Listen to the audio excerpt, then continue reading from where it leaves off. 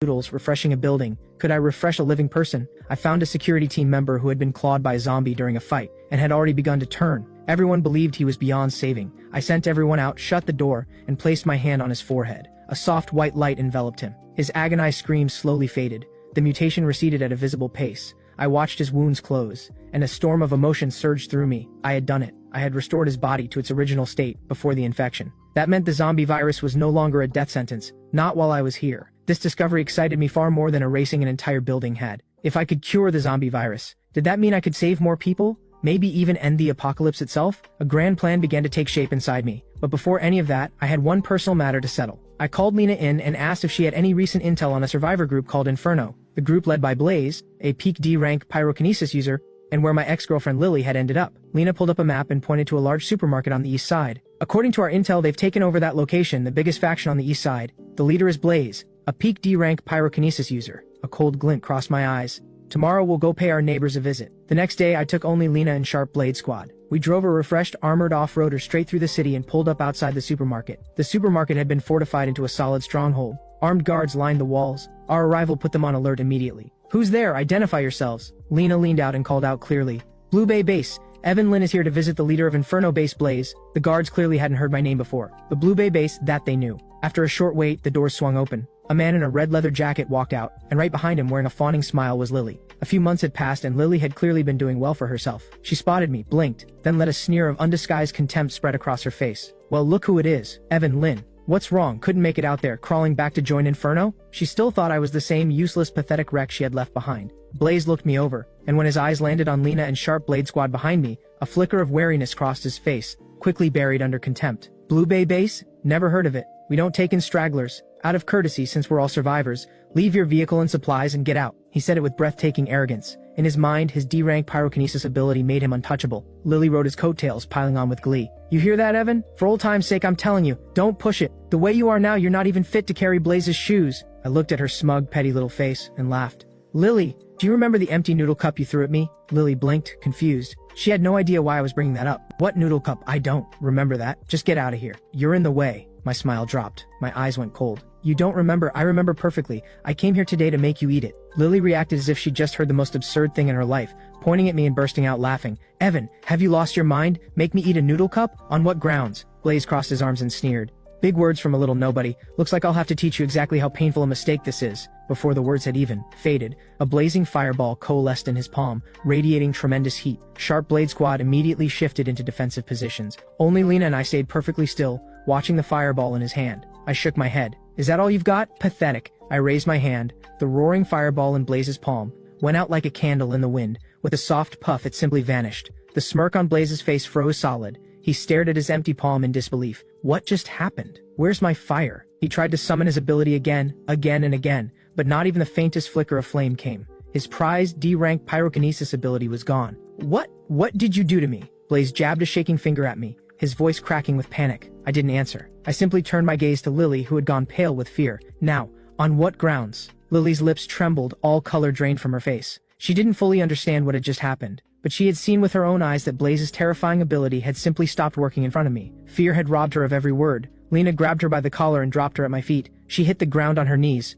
sobbing and begging through tears and snot. I looked at the spectacle and felt nothing. I reached into my pocket and pulled something out. A flattened instant noodle cup, beef-flavored, the exact one she had thrown at me. I had kept it all this time. In my hand, the empty cup became a brand new sealed cup of noodles in an instant. I tore it open and emptied out the noodle cake and seasoning packets, leaving only the empty paper bowl, which I set down in front of Lily. Lily stared at the empty bowl on the ground. Her face looked worse than a corpse. She knew I wasn't joking. With trembling hands, she picked up the bowl and, with everyone watching, forced herself to eat it. Tears and mucus streaked down her face. Blaze watched the whole scene unfold and finally understood just what kind of person he had provoked. His legs gave out beneath him and he sank to his knees too. I didn't look at him. I kept my eyes on Lily, watching quietly until she had swallowed every last piece of the bowl, wrapper and all. The fall of Inferno Base was even simpler than I had expected. With their leader broken and their ability users terrified of what I could do, they surrendered with almost no resistance at all. I merged the two bases. Blue Bay Base became the most powerful survivor faction in the eastern half of the city. With the matter of Lily finally put to rest,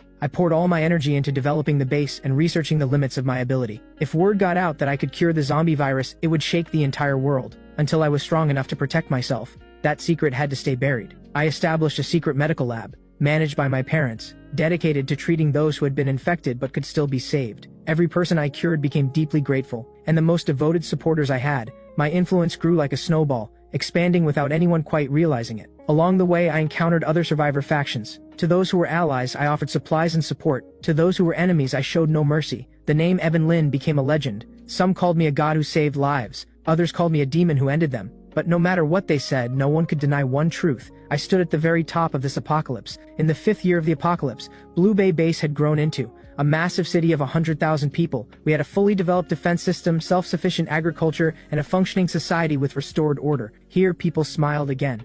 And I, the creator and guardian of this city, rarely appeared in public. Most of my time was spent at the top of the tallest tower in the city's center, looking out over everything I had built. My ability had long since evolved beyond recognition. I no longer needed to touch anything. I could refresh everything within my line of sight. I could refresh a barren stretch of land and make it fertile. I could refresh a contaminated water source and make it clean. My power was drawing closer and closer to that of a true god. Lena was now the supreme commander of the City of Hope. She stood behind me and delivered her report. My lord, the zombie horde from the west is closing in. At its center is something we have never seen before. A sentient S-rank mutant zombie. An S-rank is the highest level catastrophe the apocalypse can produce. It has the power to destroy an entire city. At those words, my gaze cut through the vast distance, and I saw it. A black tide of hundreds of millions of zombies blotting out the sky, and at its center, seated on a throne of bones like an emperor, the S-rank mutant. It seemed to sense my gaze. Crimson eyes met mine across the vast distance. A crushing wave of psychic pressure surged toward me across 100 miles. Lena let out a stifled grunt, her face draining to white in an instant, but I simply gave a light wave of my hand, and the pressure dissolved into nothing. Are you ready? Lena drew a deep breath, her eyes steady and resolute. The City of Hope stands with you, to the very end. I smiled and shook my head. No, we're not going to fall. I turned and looked at her, and at every person in the city. This apocalypse, it's time for it to end. I walked out of the City of Hope alone, and stood on the city wall, facing the zombie horde that looked ready to swallow the world whole. 100,000 citizens watched me through massive screens inside the city. They were tense, afraid, but more than anything they trusted me. The S-rank mutant let out a shriek that could tear a soul apart,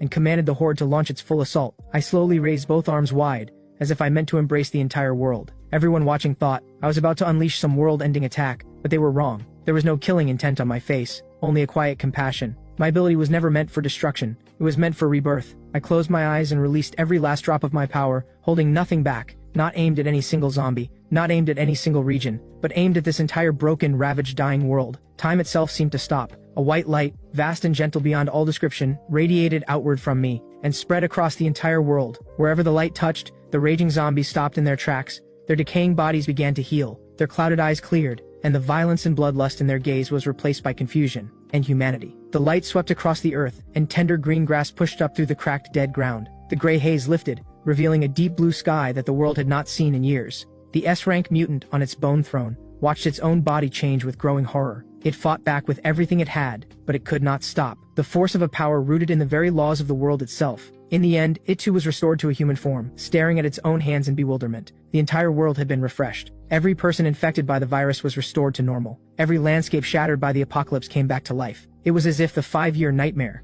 had been nothing but a dream. Inside the City of Hope there was absolute silence. Everyone stared through their screens, watching this miracle unfold in stunned disbelief. No one knew how much time passed. Then one person broke down in tears of joy, then another, until a roar of celebration shook the entire city and echoed across the reborn world. They were calling my name. I stood on the city wall and felt the warm breeze. I turned around, and I saw Lena. I saw my parents. I saw countless faces filled with joy and hope. I smiled. The noodle cup in front of me could be refreshed without end, and so could the world beneath my feet. Follow, like, comment, and share for more.